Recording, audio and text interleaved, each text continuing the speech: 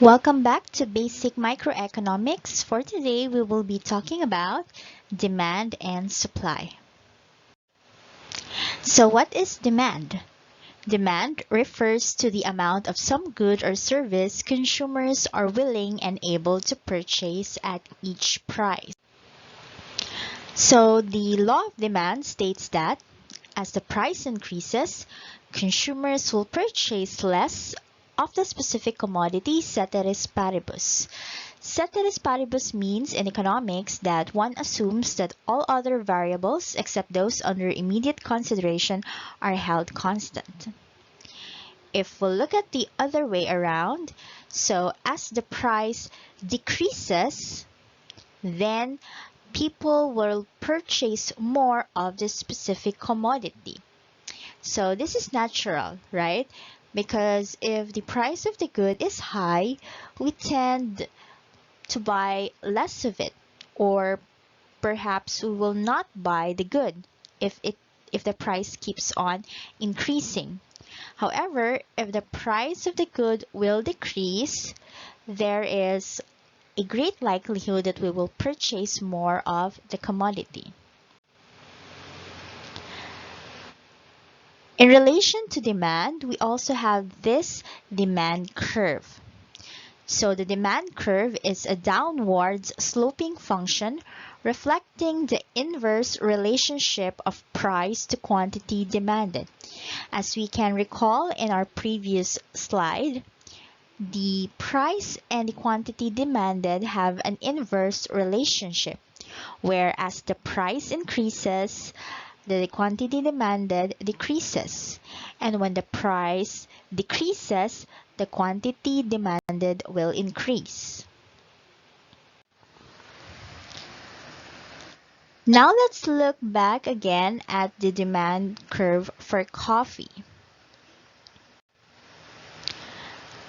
So here are 3 points. These are named A, B, and C.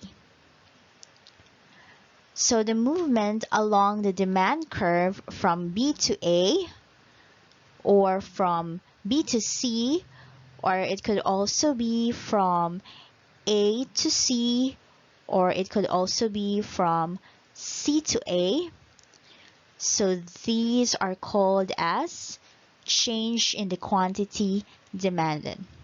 So if there's a change in the quantity in respect to the change in the prices along the same demand curve, again, this is called as change in the quantity demanded.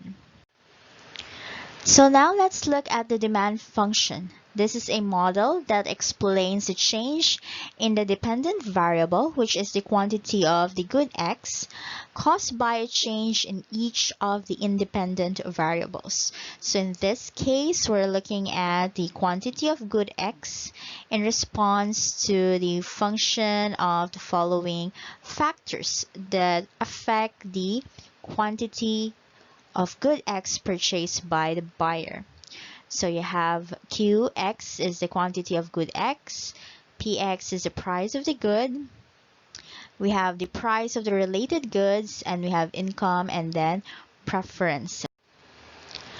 So as mentioned in the previous slides, that there are factors that can affect the quantity demanded.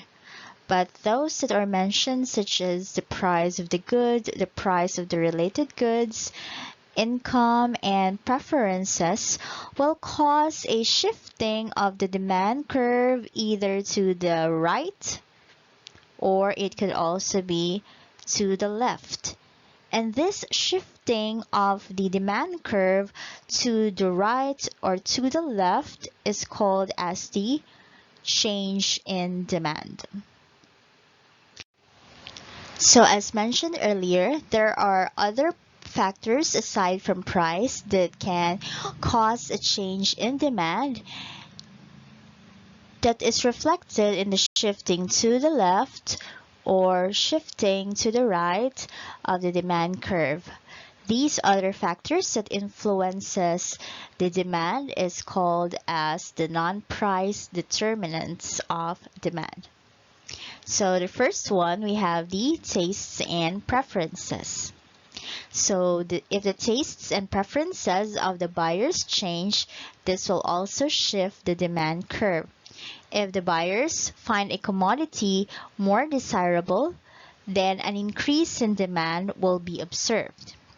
Meanwhile, if the consumers find the commodity less desirable, then there would be a decrease in demand. We also have number of buyers. An increase in the number of buyers will result in the shift to the right, which means an increase in demand. But if there are less buyers, this will cause a shift to the left of the demand curve, which means a decrease in demand. Income also can affect the demand. So an increase in income will normally result to a shift to the right of the demand curve, which means an increase in demand, and a decrease in the money income will normally result in a shift of the demand curve toward the origin or towards left, which means a decrease in demand. So if the demand for a good increase when incomes rise and decreases when incomes fall, that is called as a normal good. So most goods are normal goods. Consumers will typically buy more CDs, clothes, pizzas, and trips to the movies as their income rise. Meanwhile, we also have what we call as an inferior good. So if the demand for a good decrease when incomes rise, or if demand increases when incomes fall, the good is called as an inferior good. Examples are inexpensive cuts of meat, second-hand clothing, or retread tires, which consumers buy only because they cannot afford more expensive substitutes. The price of related goods can also affect demand. There are two classes of related commodities of importance in determining the position of the demand curve. First, we have the substitutes. So a substitute is something that is an alternative commodity. For example, Pepsi is a substitute for Coca-Cola. So if the price of Coca-Cola will increase, then the demand for Pepsi will increase because people now will prefer to buy Pepsi. Meanwhile, if the price of Pepsi will decrease, then the demand for Coca-Cola will decrease. Why? Because people now will prefer Pepsi because of the decrease in price. We also have complements. So a complement is something that is required to enjoy the commodity. For example, gasoline and automobiles. So for complements, the price of the complement and the demand for our commodity move in opposite directions. So if the price of a complement increases, the demand for our commodity will decrease. And if the price of a complement decreases, then the demand for our commodity will increase. So for example, if the price of gasoline will continually increase, then there could be an effect in the purchasing of automobiles. Perhaps people will not be too interested to buy more automobiles because of the increase in the price of the gasoline. We also have consumers' expectations. So consumers will also react to expectations concerning future prices and availability. If consumers expect that future prices will increase, they will buy more today while the price is still low. So this will cause the present demand curve to shift to the right. But if the consumers expect that the prices will fall in the future, then they will buy less today or at present, and this will be a decrease in the current demand. So again, the movement along the demand curve from one point to another point, from one quantity to another quantity, is called as a change in quantity demanded. But if the demand curve shifts to the right or shifts to the left, that is called as a change in demand. Let's go to supply. Supply is the amount of some good or service a producer or supplier is willing to supply at each price. So the law of supply states that as the price of a good or service increases, the quantity of goods or services that suppliers or producers will offer will increase. This is so because, of course, the sellers would like to maximize the opportunity to gain profits by increasing more the quantity supplied as the price increases. So in the supply curve, we can observe that it is an upward sloping function. So it goes to the upward direction. So the supply function is a model that represents the behavior of the producers and sellers in a market. So the quantity supplied is affected by the price of the good, the prices of inputs, technology, number of sellers, laws, taxes, expectations, and also the number of sellers in the market. So let's go to the supply curve of one's coffee. So assume we have 3 points here. We have at this point A, we have B, and point C.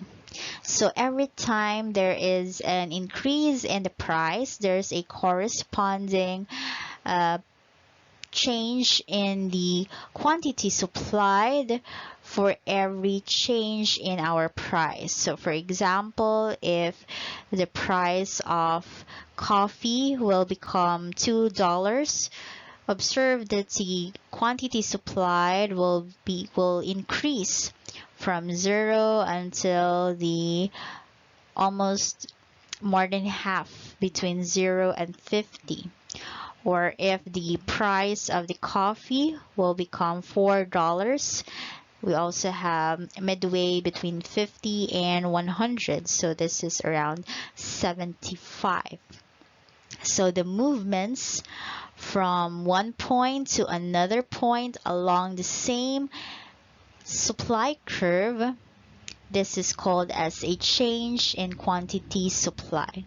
Again, if the movements are along the same supply curve, that is called as a change in quantity supplied. On the other hand, if the supply curve shifts to the right or shifts to the left, then that is called as the change in supply. So remember, if the movements are only along the same supply curve, that is called as a change in quantity supplied. But if it talks about the shifting from the left to the right, then that's called as a change in. Aside from the price, there are also other factors that will cause a shift to the right and shift to the left of the supply curve. These other factors besides price are called as the non-price determinants of supply. First in the list are the resource prices. So this includes the land, labor, and raw materials and other resources that are needed to create the product. So if the price of the resource price, for example, the direct material increase, then the supply will decrease because it will be more costly to create a product. And this will shift the supply curve to the left. But when the resource prices or the price of the direct material, for example, will decrease, then this will cause a shifting to the right of the supply curve, which means that the supply increases. Technology can also affect supply. If there is a more cost-effective technology, this will cause an increase in supply reflected by a shift to the right of the supply curve. Taxes and subsidies can also affect the supply. If there is an increase in subsidy, it affects the supply curve in the same way as a cut in taxes.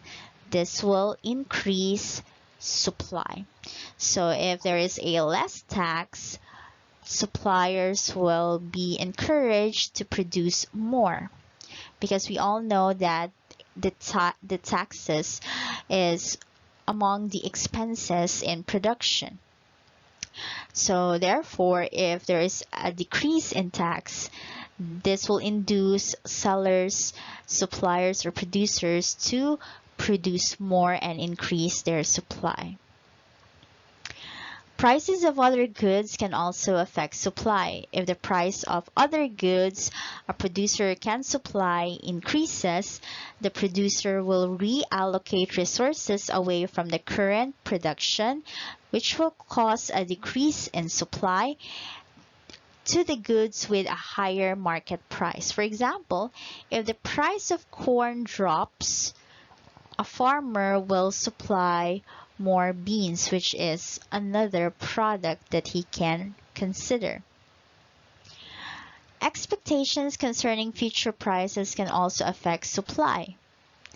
So if the producers expect that future prices will increase, current supply will decline in favor of selling inventories at a higher price later or in the future. In other words, supply will decrease, or this is a shift to the left, and exactly the opposite response will occur if the producer expects future prices to be lower. The number of sellers, of course, will also affect supply. The more the suppliers in the market, the more will be the supply. But if there are lesser suppliers, then there will be also less supply. We also have the concept of market and market equilibrium. A market is the interaction of all potential buyers and sellers of a good or class of goods that are close substitutes. Meanwhile, the market system is an interrelated set of markets for goods, services. So a market equilibrium occurs when supply equals the demand. This is shown as the intersection between the supply curve and the demand curve. The equilibrium price is the price at the intersection of the market supply curve and the market demand, and this is our price equilibrium. Meanwhile, the quantity at the intersection, this is the equilibrium quantity. So the equilibrium point may change depending on the shifting of our demand curve and supply curve. So in this first graph, we can see that our original intersection is found here. with our demand curve 1 and our original supply. As you can see, the demand curve shifted to the right, which means there is an increase in demand. As you can see, the equilibrium point also moved. It became higher. So from quantity 1, it moved to quantity 2, which is an increase in the quantity, and also the price increased from price 1 to price 2.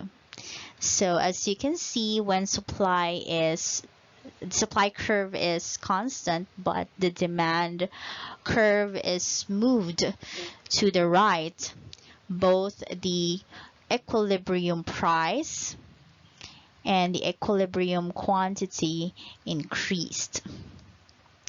Let's look at the second graph. So we have here our original demand curve and our supply curve 1. So here is our equilibrium point, and here are our equilibrium quantity and equilibrium price. So the supply curve shifted to the left, and shifting to the left means a decrease in supply.